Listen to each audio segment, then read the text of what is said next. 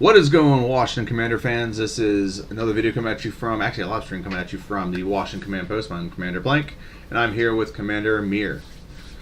What's going on, Amir? I'm good, man. I'm good, man. Thank you for stopping in. So today we have he's our special guest. He runs the Command Center podcast. You listen to it on what mediums can they listen to it on?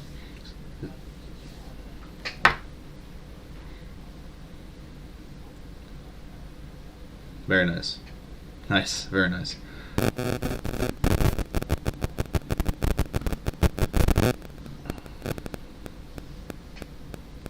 Very nice. Very nice. And I'm just trying to make sure it's okay. I'm checking out the live stream just to make sure it's working. It is working just perfectly fine. Alright, so I'm going to share it real quick. And share it to my Twitter. And I'll share it to Facebook. And then, yeah, we will dive right into this. So, Amir, while I'm doing this, I'll go ahead and ask you, since we haven't really talked in a while, but I'll go ahead and ask you, what was your initial thought on the Washington Commanders name change? I know it's kind of like all old news at this point. You know, the name's changed, get over it, move on. But what was kind of your initial thought of the name change?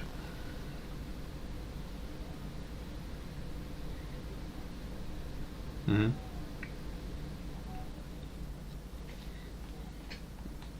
I was one of them, yep.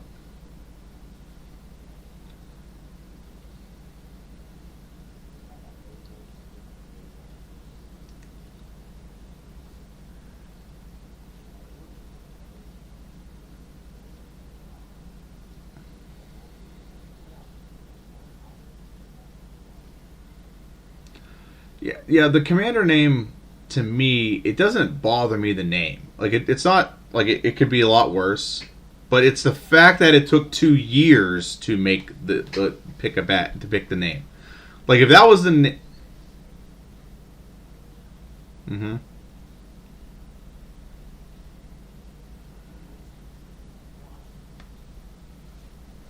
Yeah. Yeah.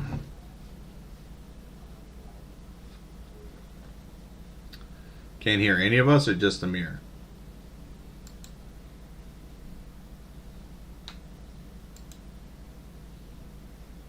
Okay. I don't think you're muted. Mute. Unmute.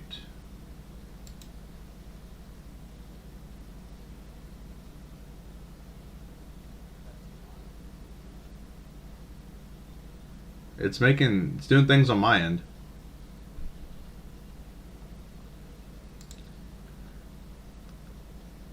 Hold on. Let me see if I can add something to this.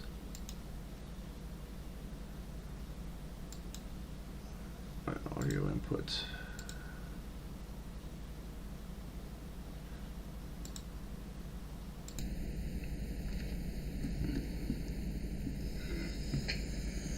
Go ahead and talk, Amir. Add something to this. Go ahead and talk real quick.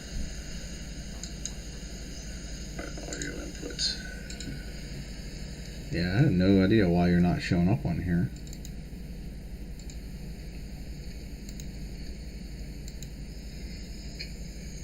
Go ahead and talk, see if Amir adds something to this. Yeah, I'm doing. It's feedback. I have the live stream on my phone.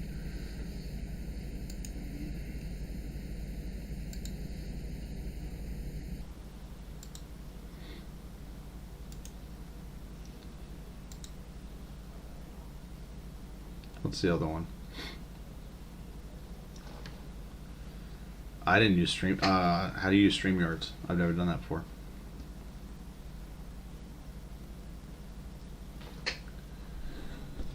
Technical difficulties, people.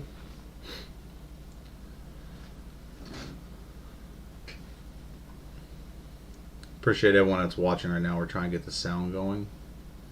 Desktop audio. Maybe that's what I need. Talk again, Amir. Talk 1, talk 2.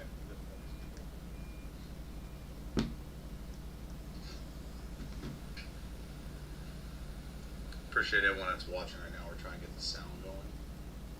Desktop audio. I'm trying to see. It might be the mixer I have on. Talk again, Amir. Top 1, top 2. Oh, it's working. It should be. Oh, there we go. There we go. Okay, that's what it was. Is the mixer I have on. Okay. All right. Cool. So. All right. So if you are commenting, give a thumbs up or something if you can hear us, just to be safe. But I just heard it on my end. Okay. All right. Cool. All right. So, yeah, my opinion on it was if we'd have changed it from the minute they said they're going to change the name from the Washington Redskins, I probably wouldn't have had an issue with Commanders because it was a last minute change and it was like the first thing they can get, whatever. But it's the fact it took 2 years and there's someone that figured out it probably cost about $30 million to change it. And I have no sympathy for a billionaire that, it's because of him that we have to change the name. It's because a lot of things he's done, these things are happening. He's going to whine about losing $30 million on a rebrand. I'm not mad about the time. I'm really not upset about the timing because it was supposed to be that they were supposed to take their time. They shouldn't have rushed it. I'm glad they didn't, unless it was something that was going to be absolutely amazing right off from the bat. Mm-hmm. Which if they had changed it straight away, hey, we're no longer Washington Redskins, we are now the Washington Commanders. That wouldn't have wowed me away. It didn't wow me away anyways. It could have been worse. It could have been the Warriors, which I'm a Golden State Warriors fan anyway, so at least it wouldn't matter for me. But it could have been worse. There are so many other just bad names out there. I think DC Presidents was at one point something. I think I wanted Washington Sentinels at some point just because of The Replacements is one of my favorite movies. Yeah. But the name itself, it is what it is, and until Jeff Bezos buys the team and we become the Washington Primes, that's all we can do. Yeah, you're not wrong there. I don't know. It's the arrogance to me. That's what gets me about the name. It's not that the name is what it is, and then I moved on. But it's the way they were like, this is what the fans wanted, and I'm like, no, it was not what the fans wanted. It's like the way that they're just playing. Like, you can just be honest. Like, hey, we're cheap, and this is the safest, cheapest route was the Washington Commanders. Cost the least amount of money because they didn't have to deal with a lot of buying a name or trademark issues, and it's the safest route because there's not a possibility that anyone could be in any way, shape, or form offended by it. So that's where it's the cheapest, safest route that you could go, and that's what I'm offended by the idiocracy. I'm offended by it too. But it's clearly that it was about. It wasn't that it was what the.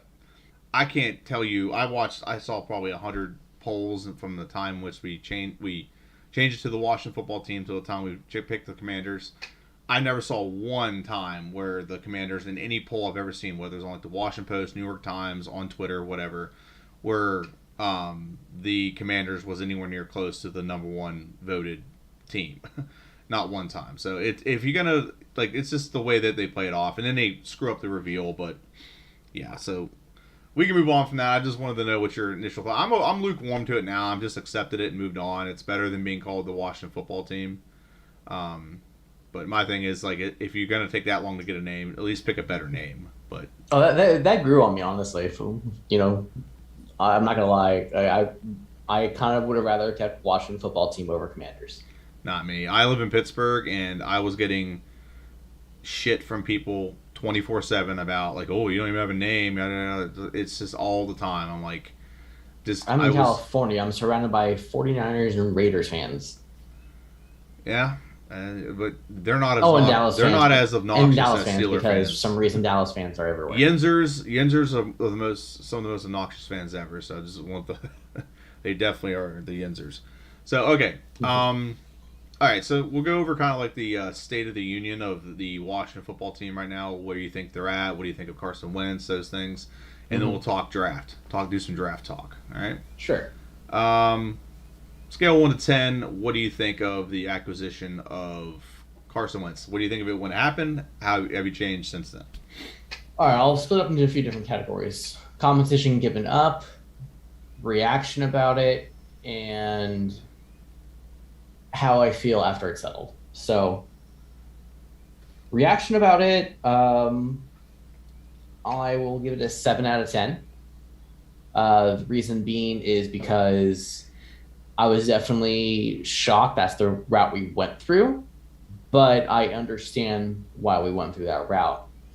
What do you think the reason we went that route was? We wanted somebody who had that arm strength, but also mobility. So, what was the knock on Heineke, right? Heineke, great, amazing guy. Love Heineke, okay? I really do. He's awesome. So do I, yeah. But every time he threw a deep ball, you held your breath because he had to try and throw that ball over the mountains, Uncle Rico style, because he couldn't just have the pure arm strength to thread the needle. He just didn't. He was accurate, but accurate in passes 5 to 10 yards in front of him. And the guys rallied behind him. Of course, the team rallied behind him just fine. And he never did anything that I thought during the season at all that deserved a benching. So if someone was clamoring for him to be benched, I'm sorry, you're in the wrong, because he did nothing to warrant any kind of benching. It's not like, we up and through that second Philly game, we were still in the playoff hunt. Up until the last week of the season, we were still in the playoff hunt, and had who was in the end zone? Was John Bates in the end zone? Yeah. In that Philly game?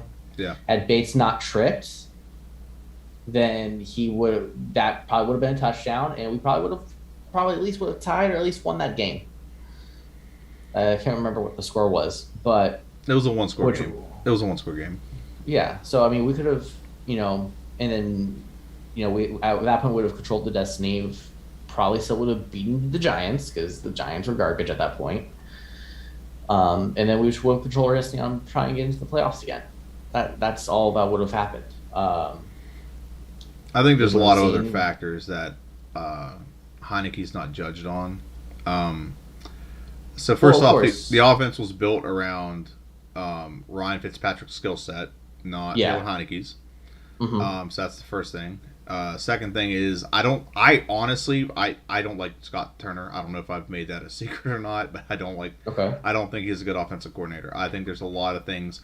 I think what he is trying to do, and this is just my outside of it, I think he's trying to get himself a head coaching job.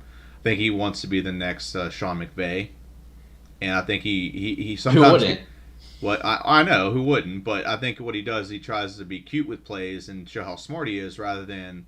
Like, there's times we'll have, like, a really good offensive flow, and we'll be the keys are out and we're on a drive, and he does some stupid-ass reverse and just kill a drive. It just stops us dead in our tracks. All momentum dies right on that play because he just couldn't, like, keep the ball rolling. He just makes dumb decisions. And on top of that, I don't think he plays to his strengths very well. Whenever we didn't have Curtis Samuel and we were running strictly, De'Ami Brown runs one route. And what they should have done with De'Ami Brown should have ran what Curtis Samuel should have been, jet sweeps, things like that, and done more getting him involved. All we did was put him on. De'Ami Brown doesn't have that burst, though. He's still a fast guy. He's still a fast enough guy. He could do something other than just run 9 routes the entire time. You could do that with DeAndre Carter. Like, I just don't. DeAndre Carter, I could have seen more in that route, in that role. I just don't think he uses his talent very well. I think he limits his talent, and he doesn't use it to the full. Like, I'll give you an example. I'll give you a perfect example. Mm-hmm. We played Buffalo, and we were kind of getting our asses kicked in, and we threw a pass to Antonio Gibson, and he took the ball 70 yards for a touchdown. He didn't get the ball thrown in one more time in that game. Why? That was it was a screen. Doesn't matter. He's still a playmaker. You gotta get your playmakers the ball. And I don't think he understands that. I don't think he understands how to get his playmakers the ball so they can make big plays like that. Like, you don't just get that one play and like, okay, we got something out of Antonio Gibson today. Now let's try to get this guy. No, keep like some guys get hot and then he doesn't ride that momentum. He doesn't understand that players play off emotion and players play off of like big emotion. And when you get big plays like that, there are players, especially Antonio Gibson, and Terry McLaurin's one of these players. And players feed off that emotion, and you keep that going. Like when we played Tampa, and Terry McLaurin had on like a 3rd and 5 had a hard 5-yard slant, and he took a hit that didn't get called for helmet to helmet. Took a hit, and he got up, and he brushed himself off and made like a big scene. The whole team just was like, "Yeah, let's go!" And then we punched in the end zone to beat the defending champions. That stuff is momentum building, and I don't think Scott Turner does not understand that. I really don't know his playing history, but I don't think he played in the NFL, and I don't think he understands how players feed off momentum, players feed off emotional energy. No, but his father is this man named Norv Turner. I know, and Norv Turner was good, but he's not understanding that. Norv Turner never did that shit. I'm just saying, Norv Turner that's the point I'm trying to bring up. Is you're in your father's shadow. He is in his father's shadow, plain and simple. He's trying to get out of that shadow, and he's not succeeding. I agree with your sentiment of not liking Scott Turner. I'm not the biggest fan of Scott Turner either. He's who we're stuck with. They just extended him. So, I mean, we're stuck with him for the foreseeable Ron Rivera era. We just are. Well, this is why I'm actually happy. Unless for some reason the team just bombs this year, and I don't think they're going to bomb at all. I don't think they're going to go 2-15. I think they're we don't know what the schedule is yet. We know who our opponents are, but we don't know the schedule itself yet. But I just, unless like there's a total bomb and for some reason we have the number 1 overall pick next year, I don't see any kind of blowing up of coaching staff. If we go 2-15, we have the number 1 overall pick. I think Rivera's done. I don't think he's on the hot seat, but I think that would cause the seat hot enough for Jason Wright to. I think it would be hot enough for Jason Wright to be like, "Do you what? I'm gonna pick my own coach because coach picked me. Do you what? I'm still the team president, and we're gonna do things my way now." But I think Jason Wright's just a yes man personally. I like him, but I like him as a person. Former player. I think he's more of a yes man. I think he's more he's just there. Kind of like how Doug Williams, we had Doug Williams, the GM experience, he was just there. He didn't make any decisions. I think it's the same thing with Jason Wright. He's just there. But back to Wentz. Circle back. Yeah. So compensation. Gave up 2/3, one being a conditional that could become a second rounder, as well as we traded second round picks. So we swapped second round picks and gave up 2/3. Draft compensation. The draft compensation didn't bother me, honestly. I'm more bothered that it's a conditional of the 3rd to the 2nd. If it was just 2 solid thirds, okay, cool, whatever. We've given up way worse quarterbacks. I understand. I both understand and don't understand taking on the full of the contract, though. I mean, that just put us in cap hell for a good couple weeks that we had to let go a few of our recurring key players. Ioannidis, Flowers, Lennon Collins. Lennon Collins was fine. I'm cool with Lennon Collins being released. But the fact that we got rid of them all in order to create some cap space to at least re-sign a couple of people and to make sure we had enough cap space for the draft class. That bothered me a little bit. Like, because if you were taking on the whole contract, then that's when the draft compensation bugs me, because I think you could have gotten it done if you're taking on the whole contract and you were the only team involved, as it's been reported. You were the only team who wanted Wentz. You could have negotiated probably 2 4s instead. I would have rather given up 2 4s versus 2 3s, which I think anybody would. You always want to give up the lower end versus the higher end, and still swap the seconds. I'm cool with swapping the seconds. That's fine. I mean, we only went back 5 places. Yeah, it's not too bad. We went from 11 to 15 in the second round. Yeah, it's not bad. So that didn't bother me. Like, okay, cool. Swap the seconds. I mean, hell, if you even wanted to swap first, maybe, and then you got and make as another secondary player, or you swapped first and then you only had to pay half the contract, that would have been a steal. But say la vie. Yeah. So, after it's settled, I will rate it I'm gonna rate it another 7 out of 10 because I liked Carson Wentz. I've talked to a couple of respectful Philly fans, believe it or not, that I know. And do they exist? Oddly enough, yes. But they're like, dude, you're gonna love Wentz. Honestly, I'm like, yeah, no, I'm fairly excited because I've been wanting that big armed quarterback for a long time. Like I loved Alex Smith. Don't get me wrong, I loved Alex Smith, and I would rather win the way Alex Smith won every single time versus lose the way Kirk Cousins lost.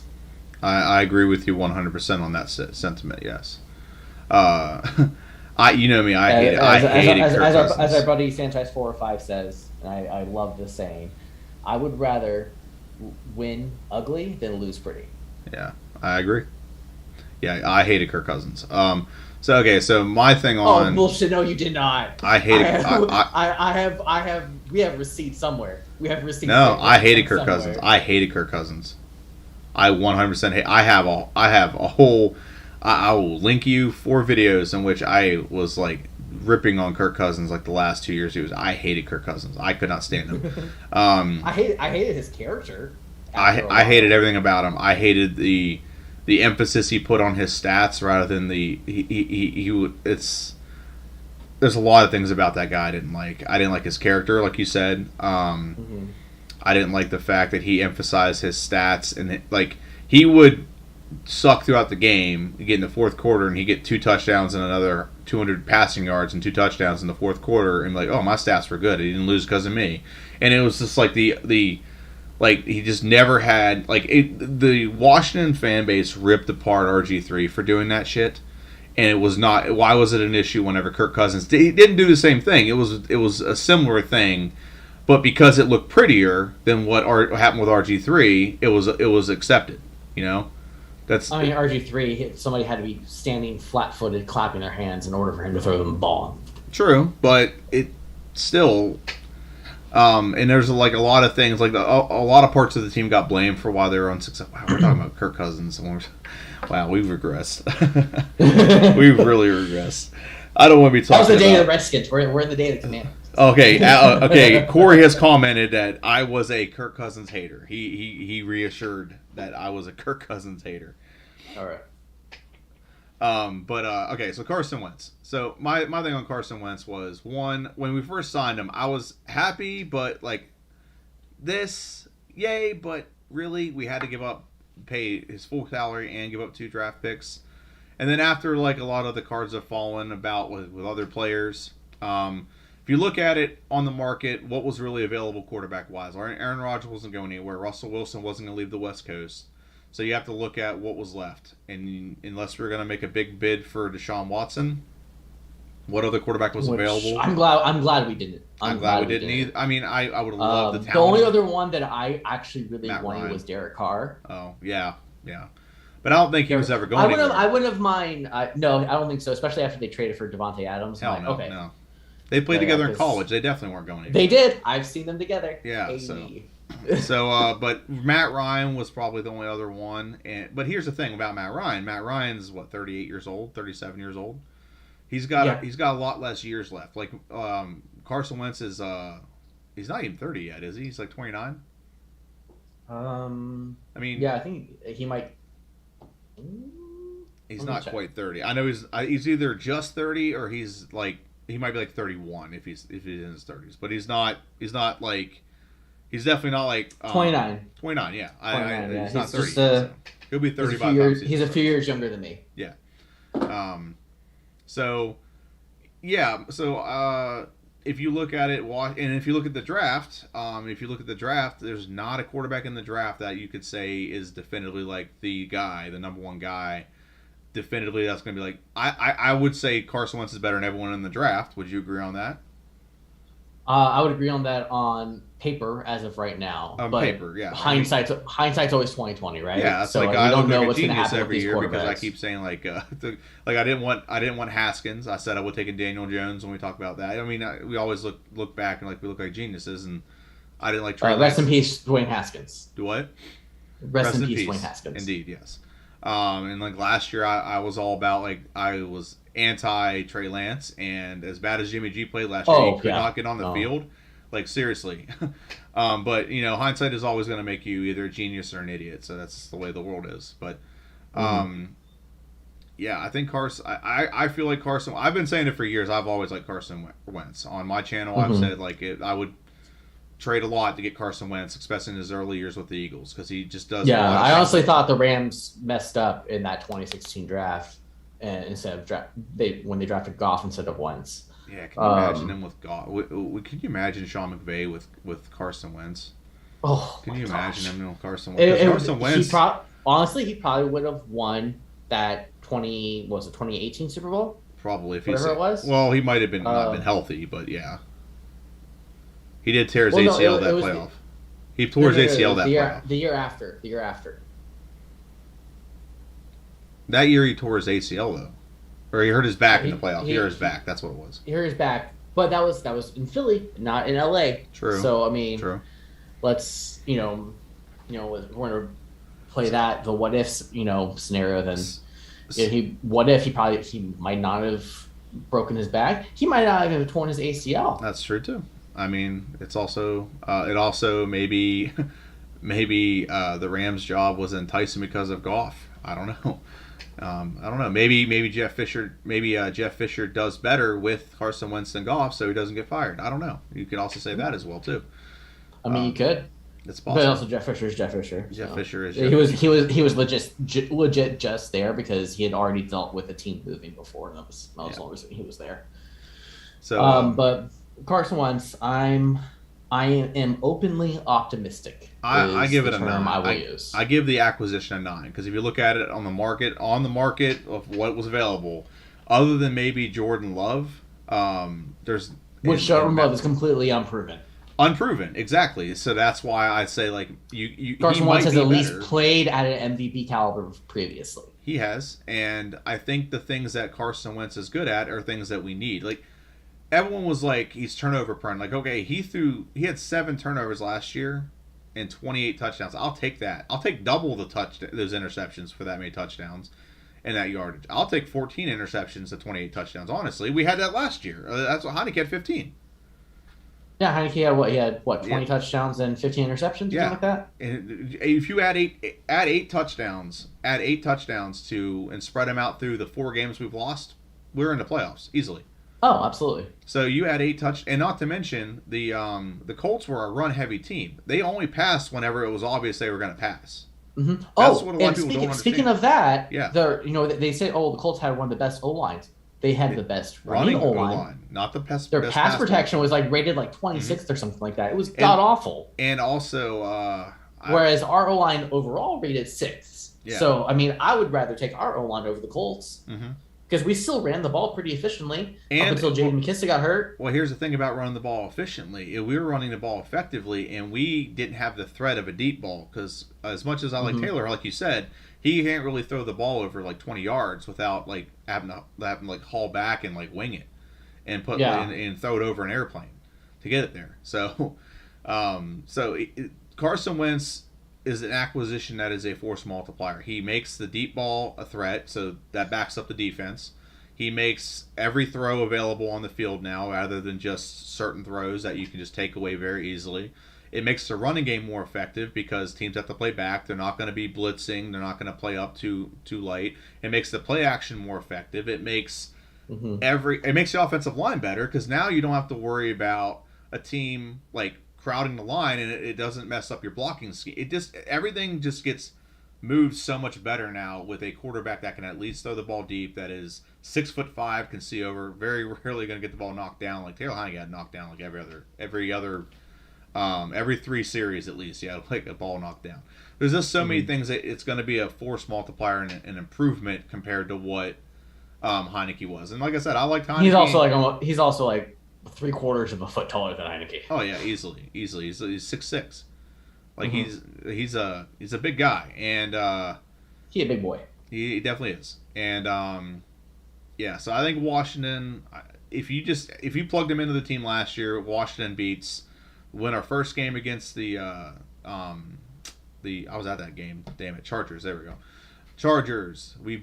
I'm pretty confident we beat the Saints. We would have beaten the Broncos, the Eagles the second time, and maybe even Dallas. So there's a ton of games we'd have won if we just had a little bit better quarterback play. And I'll say this, and this is off topic of Carson Wentz now. And I don't think I think our defense is going to be drastically better because everyone was being played out of position last year and not to their strengths at all. Yeah. How do you sign William Jackson III and you have him play zone? He is a man corner. He was a top 5 man corner when he played for Cincinnati, and you had him playing zone. That's like why we signed Josh Norman, and then had his ass playing a man-to-man corner when he's a really good zone corner. Yeah. Like, this is the dumbest stuff Washington ever does. But hopefully it fixed this year. We put it all to, like, the defense gets put together. Hopefully it gets fixed. There's not a lot of extra pieces, so Jack Del Rio can kind of just tweak what he had, and hopefully Chase Young is already pushing sleds. So I mean, like Chase Young should be ready for day one, no problem. Well, I think he was one of our biggest issues last year. If you look at the way they were playing early, like a Buffalo game's perfect. They were going, him and Montez Sweat were going, like, they're just like hunting for sacks.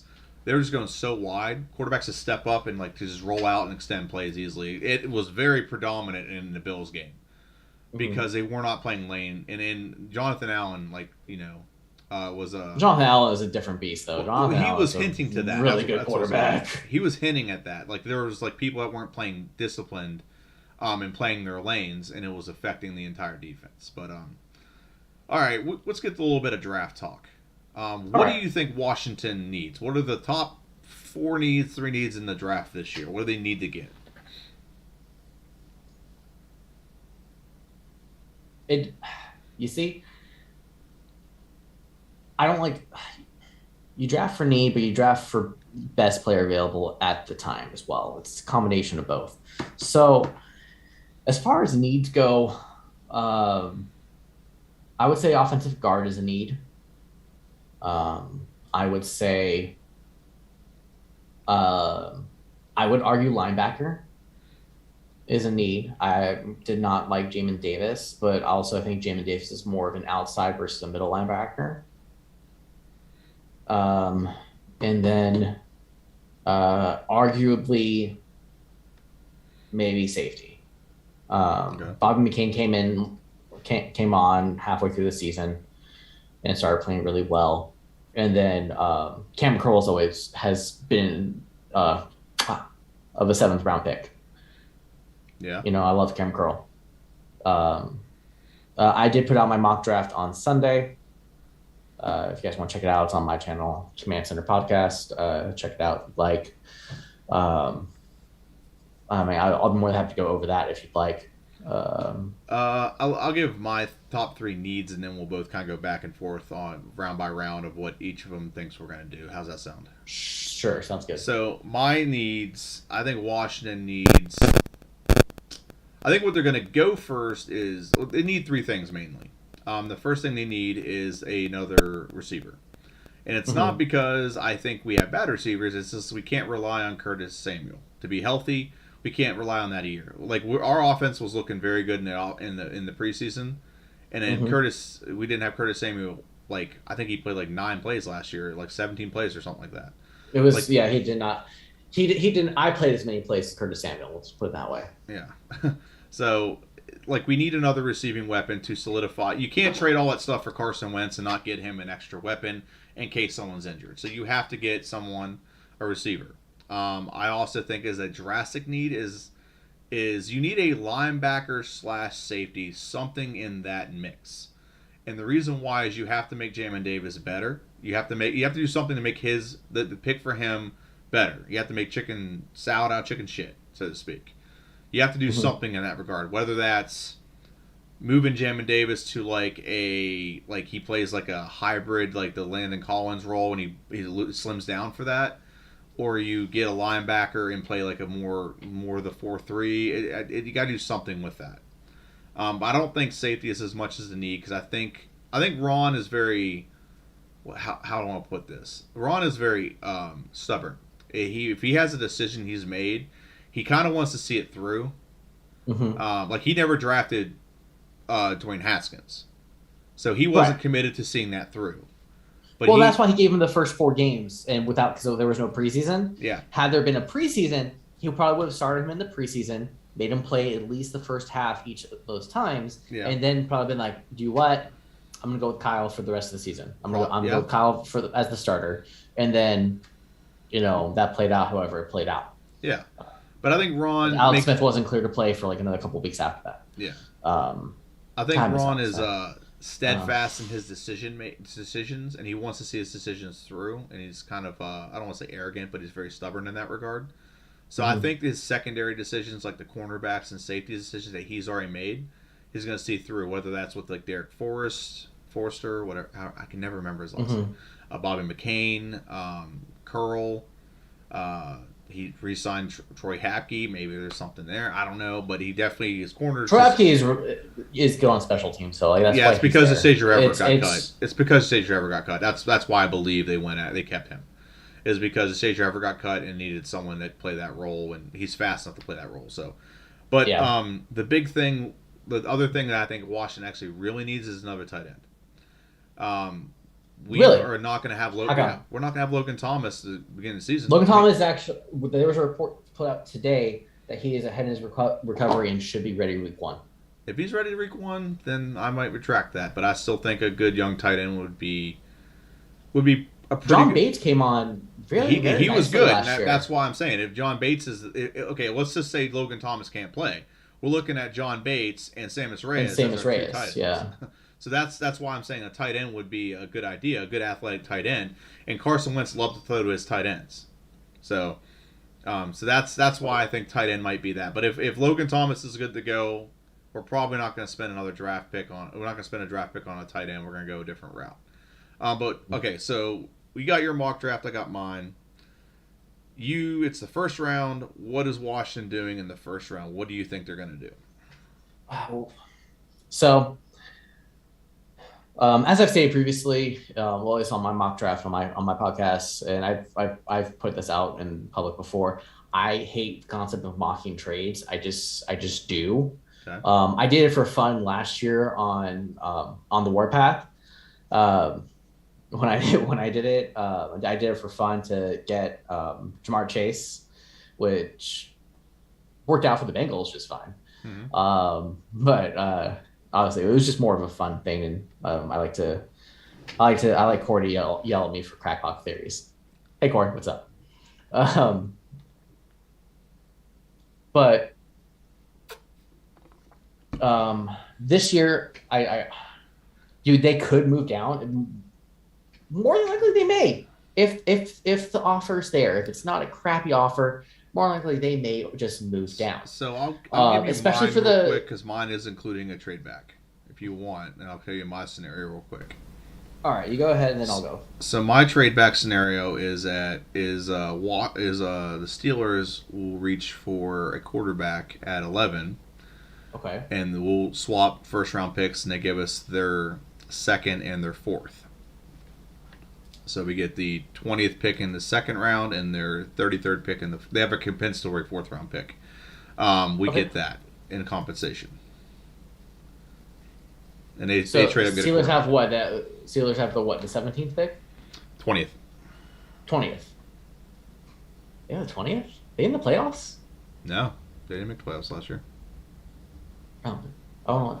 Anyways, um, so you move back 9 spots in the first round.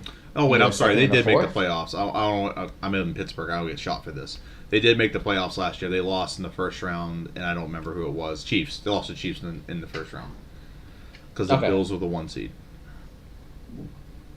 Sorry. Go ahead. No problem. But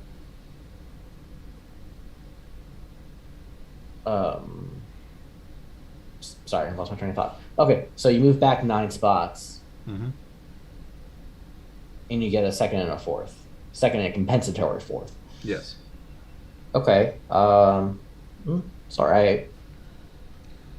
Well, who are you picking at that 20th spot? On that 20 spot, I think a lot of mock drafts I've seen have Chris Olave still being available, and I think Washington goes with a big receiver to solidify their trading for a quarterback. It's a good 1-2 punch for Terry McLaurin. If Curtis Samuel's healthy, great. We have 3 very fast receivers. If he's not, it's great. We still are playing De'Ami Brown in the 3 rather than the 2. Last year he played a lot as the 2, and it's not who he is. This solidifies. It compensates for Curtis Samuel. If Curtis Samuel's injured, he can play the slot. He can play the 2 or the 3. He can still play the jet sweep role that he's been playing. If he is injured, it still helps because it puts De'Ami Brown in the 3 spot rather than him playing as the second best receiver we have. And when I say the 3, I don't mean like playing as like the third, like being the second option where the second best corner on the other team's guarding you. As a rookie, that just wasn't what he was good at. And not to mention with the quarterback, it makes everyone better and they're more effective in their roles. So that's where I say like it's going to help because it moves De'Ami Brown to the 4 to the 5, or unless Curtis Samuel's injured. And I think that's why you have to do that because you can't rely on Curtis Samuel being healthy. I would agree there. So yeah, 20 you have Chris Olave. Yes. Okay. At 11 I have Chris Olave. If he's there, I'm not taking the risk of moving back, especially 9 spots to make sure to see if somebody else takes them, especially with the way Philly loves to draft receivers and Seattle Saints have 2 picks in that time frame. One of them may be a quarterback, one of them may be a receiver. It's don't know. So I would rather just go ahead and bite the bullet there and take him at 11. I understand that he's available. In a lot of mocks, he's available later on a little bit. But I think, why? I'll put it like in sniper terms. If your target's there and you have the shot and you have the clear fire, why are you going to do it? I'll wait for another shot. I have a perfect shot here. So I don't disagree with you. I mean, this is this is kind of my best case scenario. The only caveat I have to that is if Kyle Hamilton somehow falls to 11. If Kyle Hamilton falls to 11, I can see them drafting Kyle Hamilton. I disagree with that wholeheartedly, but go ahead. I don't disagree with the talent of Kyle Hamilton. I disagree with the philosophy that we spent that 6 first rounders pretty much in a row that we've spent on the 6 years of first rounders. Let me rephrase that we've spent on the offense or the defense. The defense isn't even it wasn't even top 10 last year, and we spent so much draft capital on that defense. I love Kyle Hamilton. I think since John Allen, right, in 2017. John 2017, John Allen, Deron Payne, Montez Sweat, Chase Young, Jamin Davis, Kyle Hamilton. Yeah. We did trade 2 second rounders to get Montez Sweat, but we still spent a first round or spent capital on a first round pick. Mm-hmm. So we spent so much capital getting getting that defense. It needs to get right without adding more pieces. Like, you can't have it. The scale is so tipped right now on the defense having so much capital to be good. What is the? We have one first rounder on our offense right now. One first rounder. Who is it? First rounder on the offense. One. Carson Wentz. Carson Wentz, and we didn't even draft him. Yeah. Okay. Yeah. Cameron Cosme's a 2. Draft think, is a Gibson's draft a is a 3rd. crapshoot though. So, Gibson a 2nd or a 3rd? Gibson was a 3rd. 3rd. Okay. Yeah. So we have no capital we've spent on the offense, and yet we're expecting the offense. No, Gibson was a 4th. Gibson was a 4th. I mean, he's not a first. That's he's not a first for sure. I mean, McLaurin's a 3rd, right? Yeah, McLaurin's a 3rd. Fuller was a 3rd. Fuller was a McLaurin. was a 3rd. McLaurin was a 3rd. Yeah, he was a 3rd. But Chase Roullier was a 6th. Yeah. I don't think Chase Norwell was 6th. undrafted. Mm-hmm. So the whole offense is full of guys that are just later round picks, except for like maybe 1 or 2 guys. I forgot we signed Norwell. Honestly. Yeah. I really forgot that. So we don't have any capital invested in the offense. This needs to be a lot of offensive weapons thrown into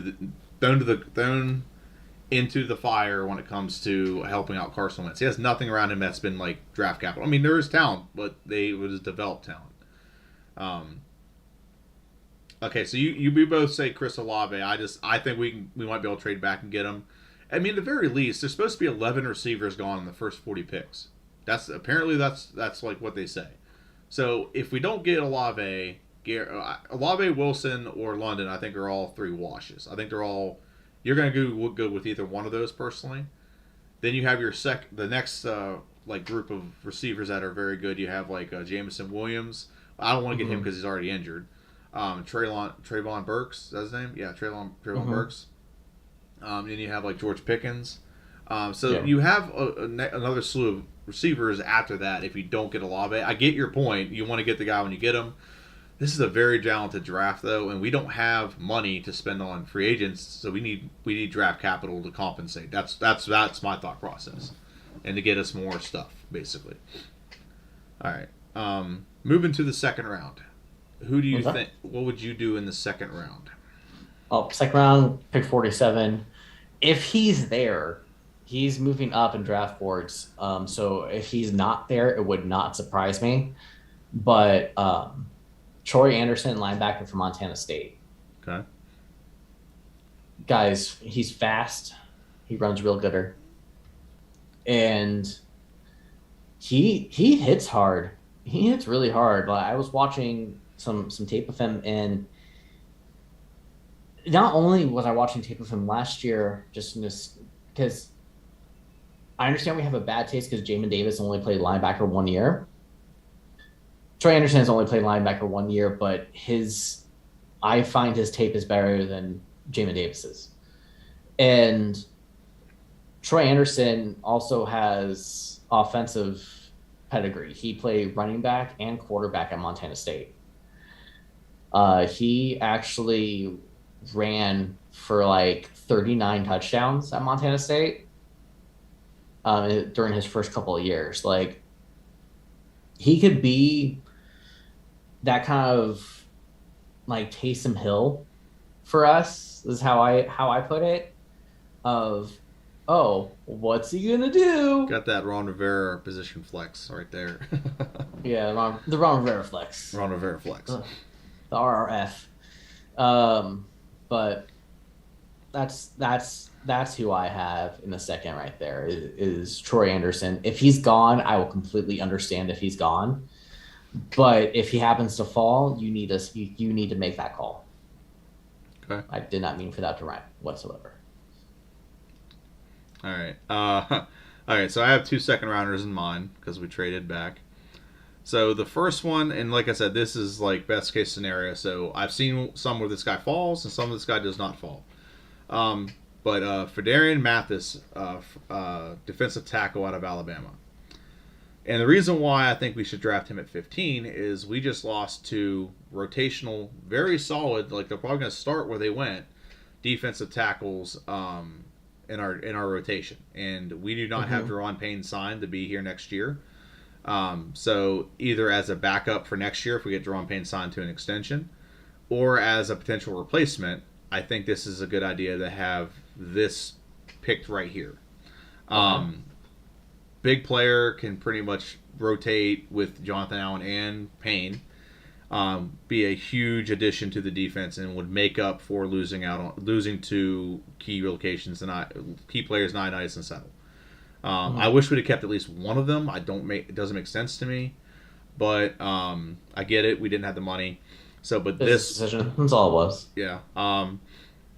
And well, I mean, when your defense isn't even winning us games because they were playing so great, you're going to lose some. You're going to get rid of something in that because you're investing that much in capital. Well, Ioannidis was on the field like what, very a third of the time. He played 40% of snaps. He got hurt a lot. Yeah, that's the problem with Ioannidis. It was a little accident prone. I would rather have kept Settle, but that's it is what it is. What did Settle get paid? What did Settle He didn't get paid much. He didn't get paid much. I know that. I don't know why you wouldn't cut Matt Ioannidis and use that money on Settle. That's my thing. We should have kept one of them. One of them because Settle was a free agent. You're hoping to get that compensatory pick for him. That's fine. Oh, that makes sense. Okay. So next year with losing Sheriff and Settle. And because we didn't make a splash of free agency this year, we're projected to get a 3rd round for Sheriff and a 7th round for Settle. Nice. Oh, okay. I guess that's strategy, but then you should get Matt Ioannidis. Or at least have him take like a pay cut. Because what he got down to money-wise, we probably could have matched that and still saved ourselves a little bit of money. But okay, so the second pick, and this kind of makes the Jamin Davis, it finalizes the Trent Jamin Davis pick. Is at 20th pick in the second round is Chad Muma from Wyoming, linebacker from Wyoming. This makes the Jamin Davis pick a lot better. It puts Jamin Davis at the outside linebacker. Chad Muma plays the middle linebacker, where he can pretty much be the field general, which is not what Jamin Davis is. He is a freak athlete. Just needs to be able to play instinctually. He can cover tight ends, but Chad Muma makes it so he's a very instinctual, good linebacker, good football player. He doesn't have it. I was listening to a podcast. It's what's it called? The Asheville podcast. ESPN. They did a mock draft, and he was talking about there's not an ounce of bad tape on Chad Muma. He's just a very instinctually good football player.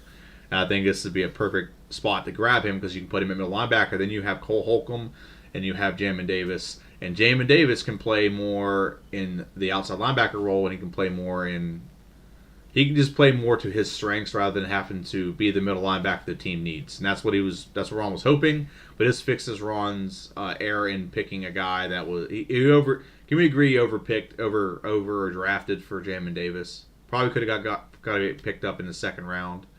There are other guys he could have gotten instead of him. And this fixes that pick. And I think it solidifies our defense. Okay. So moving on to the 4th round, 8th pick in the 4th round. Who do you have us picking? Or any comments about my second round? No, I understand your reason behind it. Okay. So 4th round, pick 113 overall. I have Abraham Lucas, tackle out of Washington State. Not to play tackle, though. I think he's going to be better suited as guard. Guard. He's a guard. He's a Washington Redskin. Anyways. So I have him good height and size, ran a sub-5. Definitely do think he's going to be better at the guard position versus tackle. Didn't have many holding penalties at all last year, but he did have a fair amount of false starts. So I think that's something for him to focus on, just being a mid-round pick. That's be developmental. We have Andrew Norwell for a couple of years. We'll have we still have Wes Schweitzer for a year or two. Still have Sadiq Charles. And we still have Sadiq Charles. We're not sure what's going to happen with him. Me neither, but you never know. You flip it, the flip switches, and a guy can just get it, and then he can become a good football player. You never know. Exactly.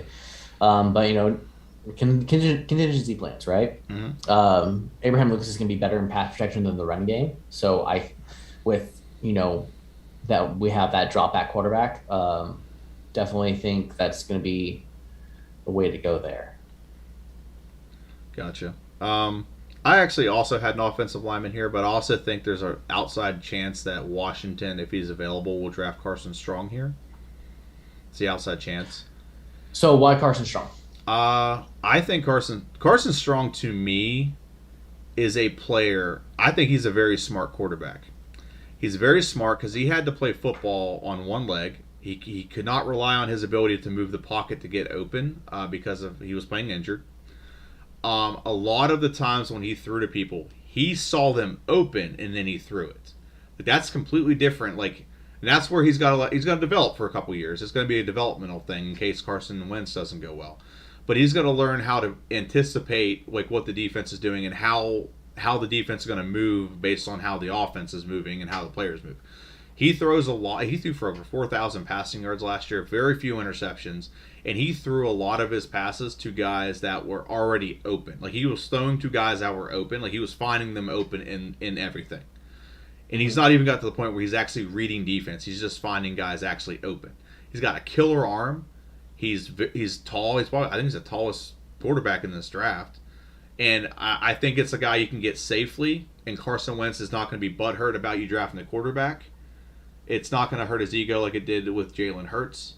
I think why wouldn't it hurt his ego? I don't think it's a player that's going to come in and play some now. It's probably not going to play some next year. It would be a year 3. Well, they didn't think that for Jalen Hurts either. Jalen Hurts was what, late second round? Late second round. This is 4th round. This is day 3. It's the day 3 pick. So I don't think he'll fall. Kirk Cousins was a day 3 pick too. I know you hate Kirk Cousins, but I hate Kirk Cousins with passion. That was. I'm sorry. That was just stupid. How do you draft 2 quarterbacks in the same draft? I'm sorry. That's just because if you're knew. Well, anyway, but that's why I think Carson Strong. I mean, like I said, it's not like a second round pick for Carson Strong. This is a 4th rounder, potentially. But I don't know. I don't think he'll fall to the 4th. But if he's there, I could see Washington getting him. Because he can develop. They still have Taylor Heineke. It's not something that's gonna upset the apple cart where it's gonna piss off Carson Wentz. He's gonna feel like they're trying to replace me. You should draft a quarterback every year, especially in later picks. And he is definitely a quarterback that I think has a lot of good tools that, with just some tutelage and not having to be on the field for a year or two, could really go with some getting healthy, getting bulked up a little bit to protect himself, and he really has a cannon for an arm, and he can throw the ball everywhere. He can make every throw on the field. All right.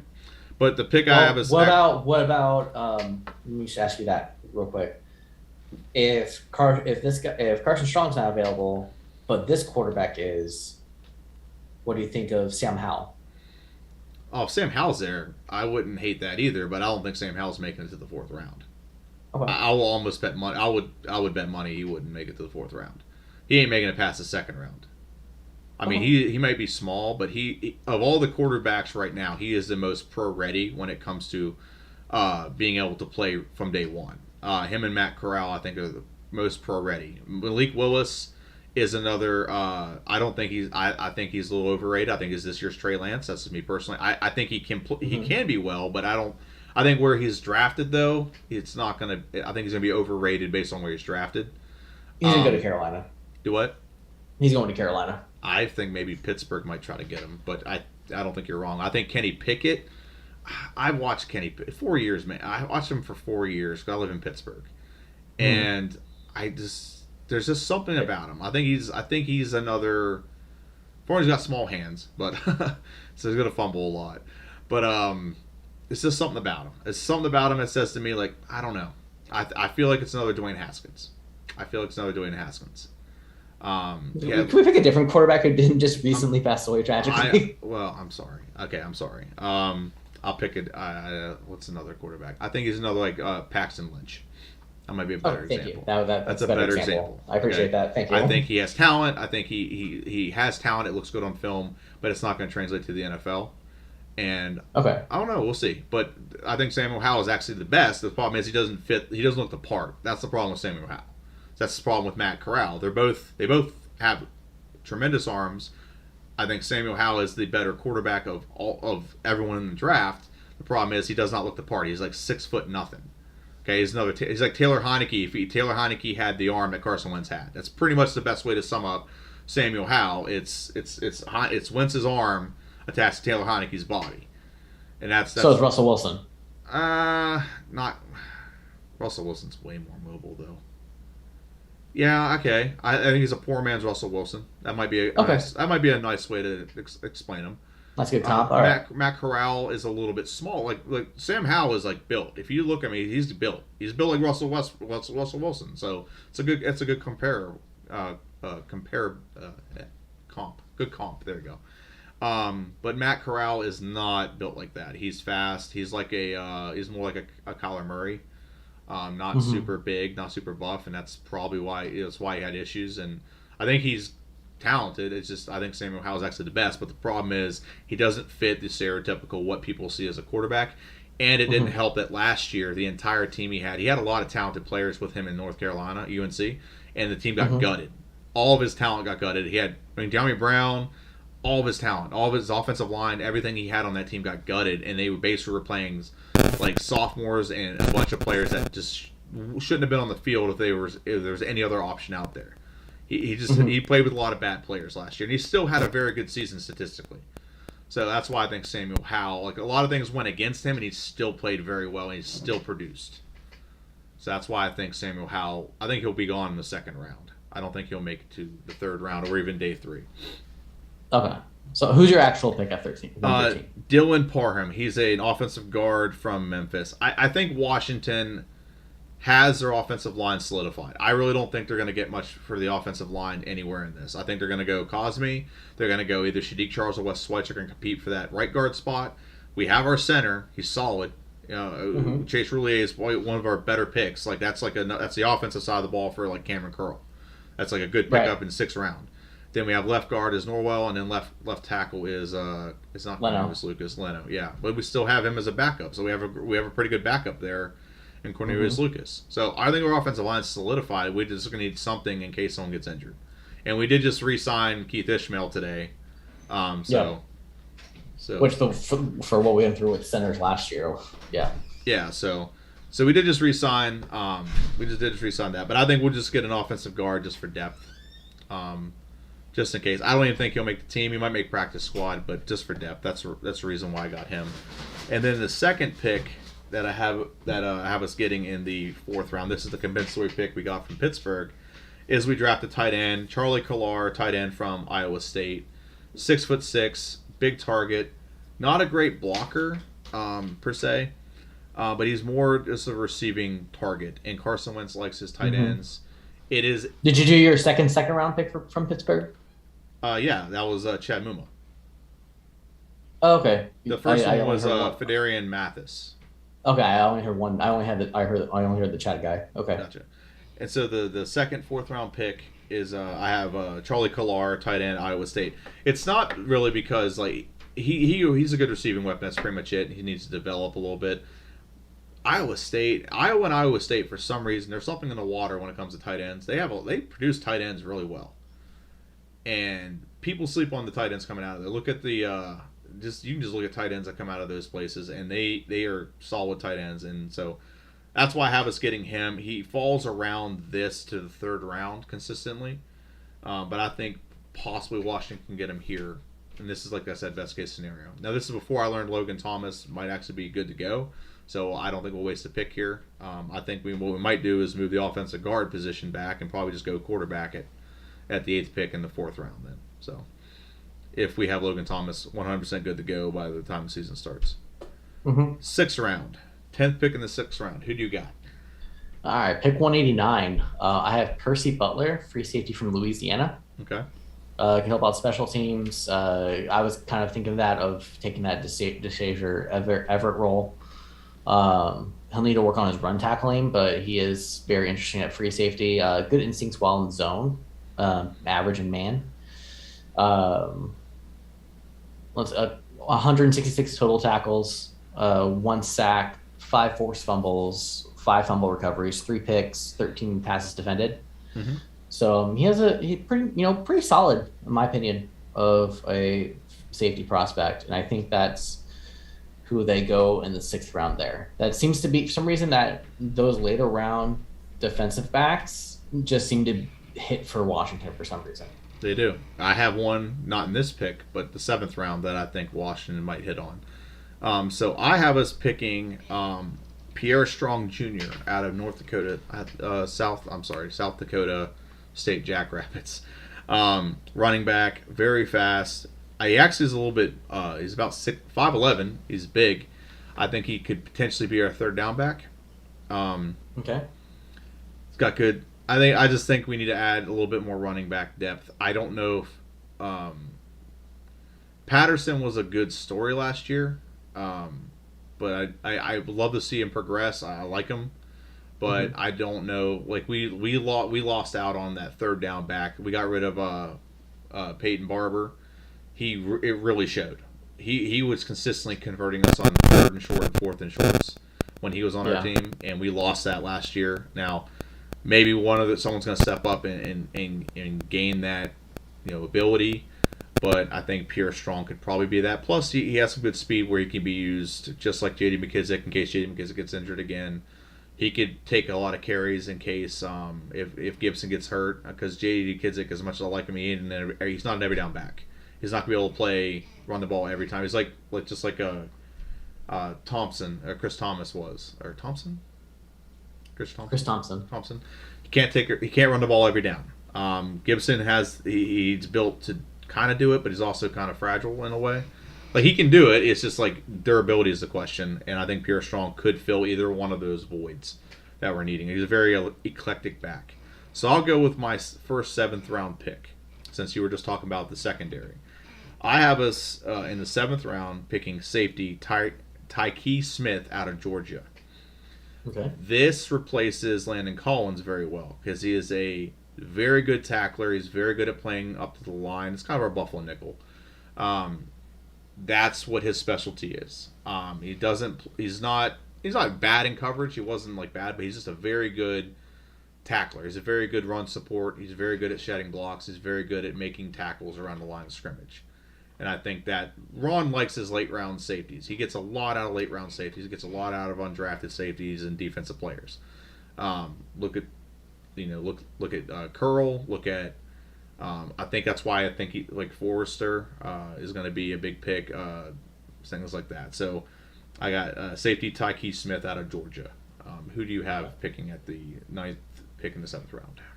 All right, so pick 230 overall. This is where I'm going running back. I have Sincere McCormick from the University of Texas, San Antonio. Mm-hmm. He was a 3-year starter. He was 7th in FBS last year with 1,479 yards. He only missed one game his collegiate career, and that was to see his daughter be born. But he averaged 5.4 yards per carry on 724 attempts. 34 rushing touchdowns, 66 catches for 509 yards, only one receiving touchdown. But I have him kind of in that Peyton Barber role as well, of just being that guy at third or fourth and short and can get those conversions for us. Can hesitate on finding his blocks, but I think a little development will be fine. Okay. One big thing that we didn't mention earlier about J.D. McKissick is J.D. McKissick was a very good third down pass blocker too. So having him back is going to very much help Carson Wentz as well. So that was really important getting him back. Okay, so the last pick in the seventh round we have, the 19th pick in the seventh round, is I have Washington going defensive tackle Dante Stills from West Virginia. This is mainly, like I said, to replace players we've already lost. The last couple drafts, late round picks, we've been getting depth at positions what was it? James Smith Williams, William Bradley King. Is it William Bradley King? Yeah. Defense Shakatoni. Late defensive depth pieces, and that seems to be the trend for Ron. He likes to get secondary players late, like safeties, and he likes to get defensive backups late.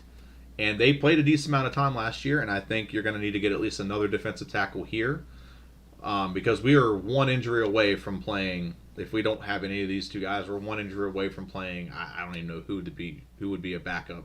I don't even know who's the backup. I remember Danny Wise. I don't know for the defensive line for Washington right now. If Jonathan Allen or Dron Payne were to be injured, we're really in a bind. That's why I have us picking two defensive tackles in this, because we could very quickly get to the point where we're playing Chase Young at defensive tackle because we need him to play a defensive tackle. He wouldn't move to defensive tackle. I know he wouldn't, but I'm just like Matt. I know like whenever They would, at that point they would just pick up whoever's on the street. probably you're not wrong there. But I'm just saying that we have to get some depth there, and we didn't sign any depth. Maybe we will after the draft. It's possible. But I think this is why I have us getting two defensive tackles in this draft. It's just for depth pieces, and I don't even think Dante Stills will make the team. He needs to bulk up big time. He's too small. But he does very good. One thing you learn at West Virginia is because you're always playing teams bigger than you, you learn how to take a double team and hold your ground. And he can do that. So he can do that, and with a single coverage, he was pretty good at getting. He was getting off blocks, but he wasn't great at making tackles behind the line of scrimmage. That's where he failed. But he needs to bulk up, and I don't even think he'll play a lot this year if we even get him. I don't even know if he'll make the team, but he adds depth to the defensive line, and that's why I have us picking him. So. Okay. For the 240th overall pick, I have Chase Lucas, cornerback out of Arizona State. Okay. He's a 5-year collegiate player. He was a redshirt senior this year, and he's been a team captain at Arizona State. We don't have much leadership in that back end of the defense at all. So I think by adding somebody who's been a team captain, that's going to help out a lot. He has more of a situational awareness versus a route recognition, and he's best in the zone versus off man. So I think he will be interesting there. He had 6 interceptions at Arizona State, 28 passes defended, total of 223 tackles. So that's who I have as the 2nd, 7th round pick. Gotcha. All right, so to sum up your draft, just kind of run through it again. We got a receiver for you in the first round. We both got a receiver, but I traded back, right? Which I could lose on mine, so mine was a risk. Second round, you got us getting a linebacker, correct, out of Montana? Yes. Okay. Trey Anderson. Okay. I got a defensive tackle and a linebacker with the extra pick. One of the picks I got from the Steelers. You got an offensive guard or tackle? You got an offensive tackle, but you'll play him at guard in the 4th round, right? Correct? Okay. Mm-hmm. I got an offensive guard. I still think there's an outside chance we might go for quarterback there with the strong, but guard. And then a tight end with the 2nd pick that I accumulated in mine. And then you have a safety in the 6th, and then a running back in the 1st pick in the 7th, correct? Correct. Okay, I have it the opposite. I have a running back in the 6th, and then a 7th. So we're pretty much on the same page with our needs. Just maybe the personnel is different. And then I got Dante Stills, and you got another cornerback. Mm-hmm. Okay. I'd say I wouldn't say we're exactly correct, but I think we're pretty close on the money with what we're both prioritizing. Now, we've done this before when it was Jay Gruden, and we've been pretty accurate with like what he's prioritized. Ron is like an enigma because I have never I did draft picks for like Jay Gruden a lot, and Jay Gruden I could pretty much pinpoint. I had one draft one year. I literally had them getting. I mean that was also more. That was more Bruce Allen. More Bruce Allen. Yeah. But Bruce Allen, you can just give him a bag of crayons and you can predict which colors he can pick. Yeah, the year we got Dron Payne was the same. Like that was the one year we pretty on our conversation we had. We pretty much picked the entire draft. We were pretty dead on with what we were picking where. Ron's like I said, Ron's a little bit different. He's unbelievable. I had nowhere even close Antonio Gibson on my radar when we drafted him. So Ron is a really hard one to to pin down and figure out what he does. So we shall see. But I think both teams. I think our teams would be good with either one of these. I think it definitely would improve, especially offensively and defensively. So Yeah. Anything else you want to add to the stream? No, that is it. Thank you very much for having me. Make sure you guys like, comment, subscribe to JD here on the Washington Command Post. If you want to find me out, I'm going to try putting out one episode at least every Sunday. Once the season comes, it'll be more towards later in the Sunday, depending on what time we play. But I'm gonna in the off season it'll be Sunday during the day at some point. So look out for that. It's the Command Center podcast. You can follow me on Twitter at Amir_Baharlu. I'll put it in the chat right now. But other than that, thank you very much for everyone's time and for watching. Apparently, in our chat, someone said that the Commanders and Eagles are in trade talks right now. I don't know why. Maybe I don't know. Trade back. I have no clue, man. I don't know. But I don't know why we would like we made a trade. I think that was the Don. Just to vent for a second, the Donovan McNabb trade is one of the worst things to ever happen to this organization because you traded within division. I think trading within division is the dumbest thing you can ever do. I don't disagree with you. I mean, as long as we're on the winning side of that, I mean, I don't hate. Let's say we trade back with the Eagles and they get someone. They draft Jameson. Let's say they're obsessed with Jameson Williams and they want to trade us their 2 first-rounders this year for him and trade back. I don't hate that idea. It's not the worst idea ever. And they get him, and we still get Chris Olave plus one of their picks, and then they look stupid because of it. I don't know. I'm just reading the comments. I don't know. I hope we don't trade in the division. I am with you. I think we should have a hatred for your in division rivals where you shouldn't want to do anything to help them. So if they want to trade with us, that means there's something that they want. We're not going to give it to them. That's my opinion. Mm-hmm. So I'll go ahead and give my plug real quick. Yeah, like, share, subscribe to the channel. You get videos like this all the time. Follow me on Twitter. It is Commander J Plank. And yeah, follow. Amir's putting it in the chat right now. If you want to follow him.